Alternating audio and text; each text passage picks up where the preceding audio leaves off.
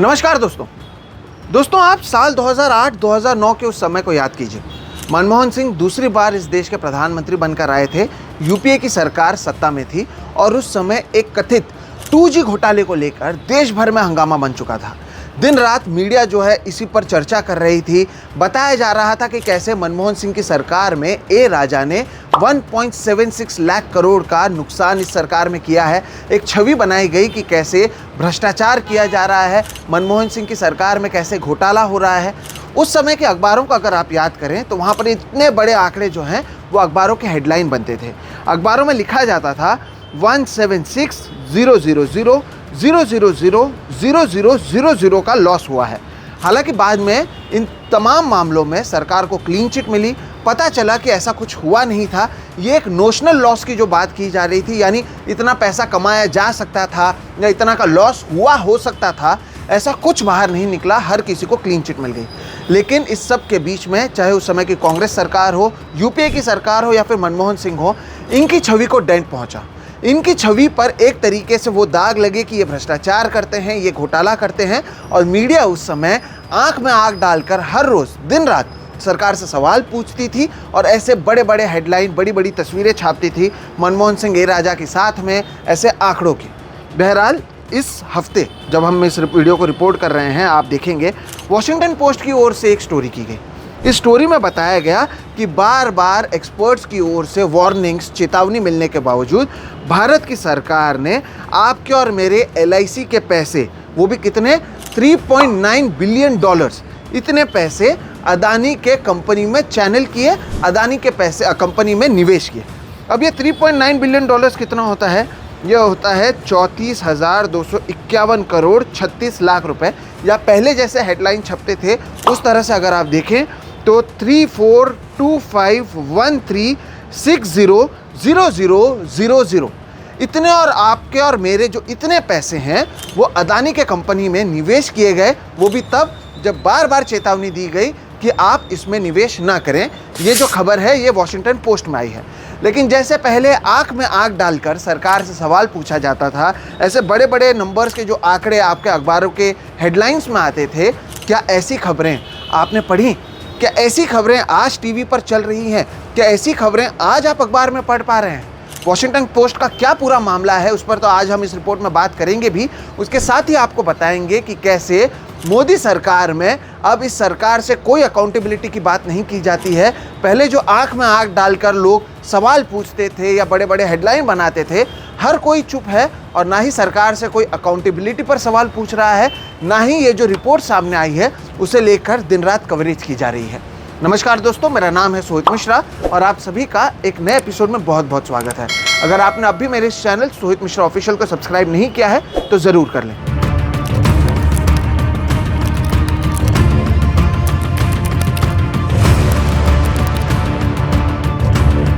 दोस्तों, इस वीडियो में आगे बढ़ने से पहले आपको प्रधानमंत्री मोदी और गौतम अदानी के बीच में रिश्ते किस तरह से गहरे हैं उसकी एक याद दिलाना ज़रूरी है। इसी साल फरवरी 2025 की बात है जब देश के प्रधानमंत्री नरेंद्र मोदी व्हाइट हाउस गए हुए थे।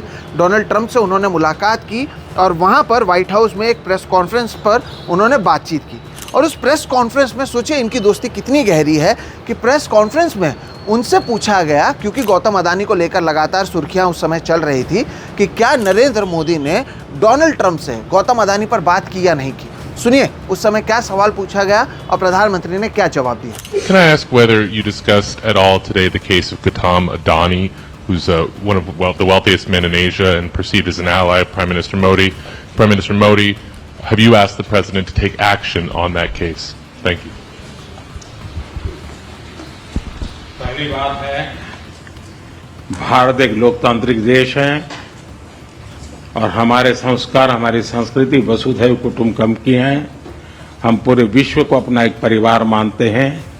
हर भारतीय को मैं अपना मानता हूं। दूसरी बात है, ऐसे व्यक्तिगत मामलों के लिए दो देश के मुखिया न मिलते हैं, न बैठते हैं, न बात करते हैं।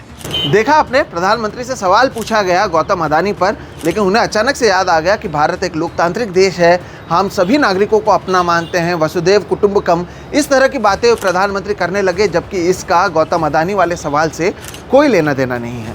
बहरहाल ये आपके लिए एक उदाहरण था जिससे आप समझ सकें कि विदेशी मीडिया को भी पता है कि गौतम भाई और नरेंद्र भाई ये एक दूसरे के कितने करीब हैं। अब आपको मैं लेकर आता हूँ इस खबर पर जो वॉशिंगटन पोस्ट की ओर से की गई है।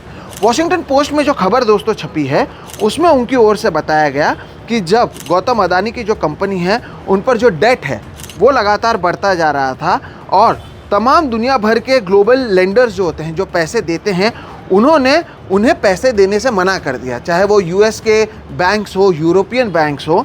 तब भारत का जो डिपार्टमेंट ऑफ फाइनेंशियल सर्विस है और नीति आयोग है, ये सामने आए गौतम अदानी की मदद के लिए।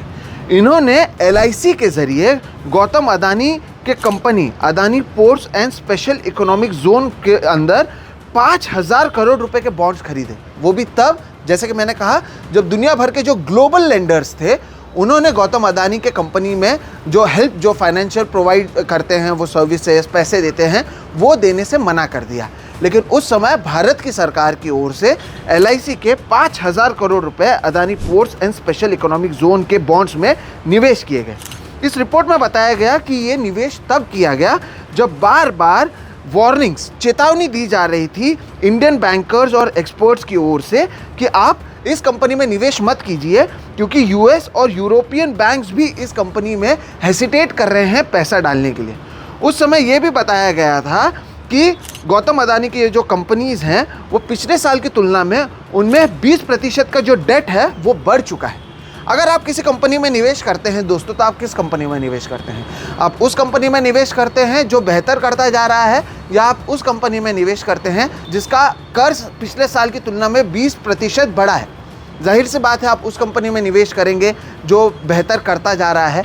लेकिन भारत की सरकार में नरेंद्र मोदी और गौतम भाई की शायद दोस्ती ऐसी है कि हमारे सरकार ने आपके और मेरे खून पसीने से करोड़ों रुपए, करोड़ों लोगों के जो पैसे एलआईसी में आप निवेश करते हैं अपने भविष्य के लिए, आपके पैसे को तमाम चेतावनी मिलने के बावजूद अदानी के इस कंपनी में निवेश कर दिया।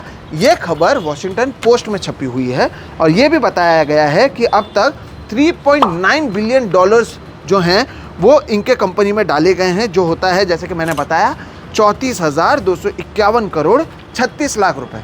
ये आपके और मेरे खून पसीने के पैसे हैं जो अब गौतम भाई के कंपनीज में निवेश किए गए हैं। वॉशिंगटन पोस्ट की ये खबर है। इस खबर में अदानी की ओर से भी जो जवाब आया है वो आपको बताना ज़रूरी है। वहाँ पर गौतम अदानी की कंपनी की ओर से कहा गया है कि उन्होंने कोई भी रॉन्ग डूइंग इसमें नहीं हुई है, यानी कोई भी गलत चीज़ें नहीं हुई है। और उन्होंने बताया है कि एलआईसी कई सारे कॉरपोरेट कंपनीज और कॉरपोरेट ग्रुप्स में इन्वेस्ट करती है और कोई प्रेफरेंशियल ट्रीटमेंट नहीं दिया गया। यानी इनका कहना है कि कोई खास तरीका या किसी के कहने पर यह निवेश नहीं किया गया, एलआईसी ने अपनी ओर से खुद से ये निवेश किया। अब इतना बात आप समझ में आ गया आपको कि अब तक क्या कुछ हुआ है। अब इसके बैकग्राउंड को भी आप समझिए कि पूरा मामला क्या चल रहा था, क्यों गौतम अदानी के कंपनीज़ को पैसे की ज़रूरत थी और क्यों जो ग्लोबल लेंडर्स थे, चाहे वो यूएस या यूरोपियन के बैंक्स हो, उन्होंने पैसा देने से मना किया था। 2024 में यूएस डिपार्टमेंट ऑफ जस्टिस ने गौतम अदानी, उनके नेफ्यू और 6 अलग लोगों के खिलाफ $multi-billion का फ्रॉड और ब्राइबरी स्कीम का मामला दर्ज किया। ये यूएस डिपार्टमेंट ऑफ जस्टिस की ओर से कहा गया। उस समय यह कहा गया कि गौतम अदानी की कंपनी ने $250 मिलियन जो हैं उसका इस्तेमाल किया भारत में सोलर एनर्जी कॉन्ट्रैक्ट जीतने के लिए, जिसके लिए जो $250 मिलियन की मैं बात कर रहा हूँ, उतने डॉलर्स के घूस दिए गए ताकि वो कॉन्ट्रैक्ट उससे मिले। और यूएस का कायदा कहता है कि आप यूएस के शेयर होल्डर्स के जो पैसे हैं या उनकी ओर से जो इन्वेस्ट किए गए पैसे हैं उसका इस तरह से इस्तेमाल नहीं कर सकते। तो पहले से उनके खिलाफ ये मामला चल रहा था। उसके अलावा आपको याद है हिंडनबर्ग का मामला चल रहा था। एक के बाद एक क्योंकि लगातार ये मामले आ रहे थे, इसके चलते जो ग्लोबल लेंडर्स थे उन्होंने पैसा देना बंद कर दिया। लेकिन ठीक उसी समय भारत की सरकार ने अदानी को, ये वॉशिंगटन पोस्ट में लिखा गया है कि कहा है कि वो एक विजनरी एंटरप्रेन्योर हैं जिसमें निवेश करने की ज़रूरत है, वो भी तब जो उनकी डेट जो है पिछले साल की तुलना में 20% बढ़ी थी और भारत की सरकार ने आपके और मेरे एलआईसी के पैसे को गौतम अदानी के इस कंपनी में निवेश किया।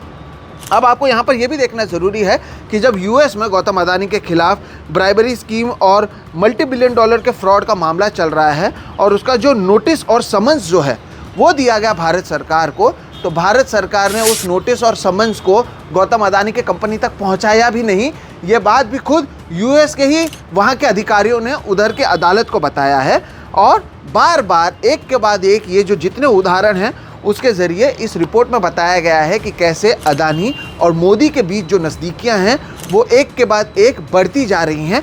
इसका भी जिक्र किया गया है इस रिपोर्ट में। आप ही देखिए ना, कितने पोर्ट्स हों या फिर नवी मुंबई का हमारा एयरपोर्ट हो, धारावी का रीडेवलपमेंट हो, सीमेंट फैक्ट्रीज हो, यहाँ तक कि न्यूज़ चैनल्स हों, अचानक से 2014 के बाद कई जगहों पर आप देखते हैं कि नरेंद्र मोदी और गौतम अदानी एक के बाद एक साथ में उन दोनों का ग्रोथ होता हुआ नज़र आता है और हर जगह पर अब लगभग गौतम अदानी नज़र आते हैं। इस खबर में इन तमाम चीज़ों पर बात की गई है और इस पर बताया गया है कि कैसे तमाम चेतावनी के बावजूद, बार बार एक्सपर्ट्स की ओर से कहे जाने के बावजूद ये पैसे निवेश किए गए। तो यहाँ पर सवाल यही उठता है कि क्या दोस्ती के चलते ये किया गया है?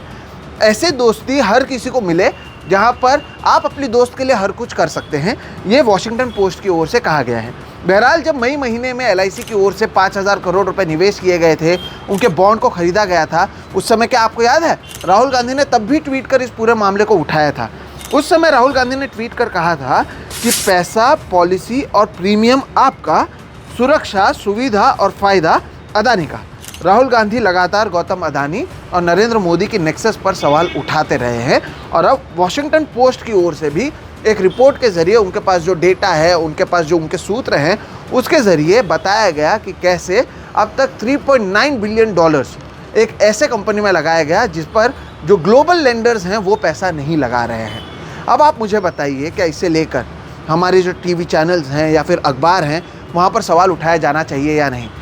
या फिर हम जैसे BBC ने नरेंद्र मोदी पर डॉक्यूमेंट्री की तो हमने BBC पर बैन लगाया, उसी तरह से वॉशिंगटन पोस्ट को भी हम एंटी नेशनल बता देंगे? ये तो बात अलग है कि वॉशिंगटन पोस्ट भारत का नहीं है, नहीं तो अब तक उनके यहाँ पर रेड भी शायद पड़ जाता। बहरहाल इसे लेकर क्या हमारे मीडिया चैनल्स खबर करेंगे या नहीं?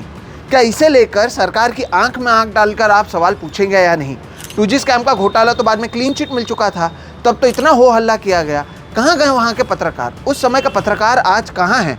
आज वो क्यों नरेंद्र मोदी और गौतम अदानी की तस्वीरें साथ में लगाकर सवाल नहीं पूछ रहे हैं? और जब कुछ YouTube पर काम करने वाले या डिजिटल मीडिया में काम करने वाले लोग सवाल उठाते हैं तो उनके खिलाफ बार बार डिफेमेशन का केस होता है। परंजॉय गुहा ठाकुरता से लेकर रवीश कुमार तक, अभिसार शर्मा से लेकर राजू परुलेकर तक, हर किसी पर केस किया जाता है, उन पर अदालत की ओर से रोक लगाई जाती है। बाद में जो दिल्ली हाई कोर्ट है वहाँ पर जाकर उन्हें राहत लेना पड़ता है। तो जर्नलिस्ट पर डिफेमेशन लगता है और जो बड़ी मीडिया है, जो मेन स्ट्रीम मीडिया है, चाहे वो अखबार हो या फिर TV चैनल्स हों, वो इस पूरे मामले पर चुप हैं।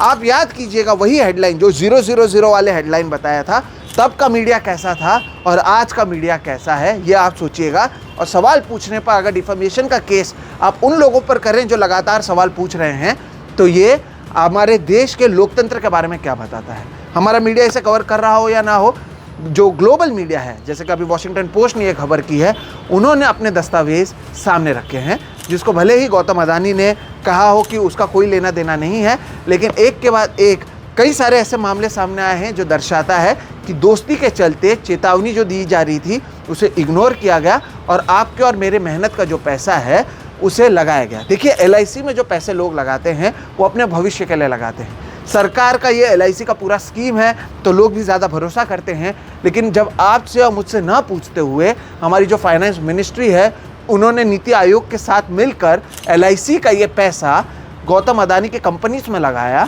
तो इसमें किस तरह से एक आदमी को बार बार फेवर किया जाता है, इसकी बात वॉशिंगटन पोस्ट ने की है। इसलिए मैंने आपको व्हाइट हाउस वाली भी क्लिप दिखाई जहाँ पर बताया कि कैसे नज़दीकियाँ जो हैं वो अब केवल भारत में नहीं दुनिया भर में हर किसी को पता है। तो ये एक बहुत बड़ा खबर है दोस्तों, जो आज इस हफ्ते हमारे देश में आई चुकी है। लेकिन क्या इसे लेकर कहीं पर बातचीत हो रही है?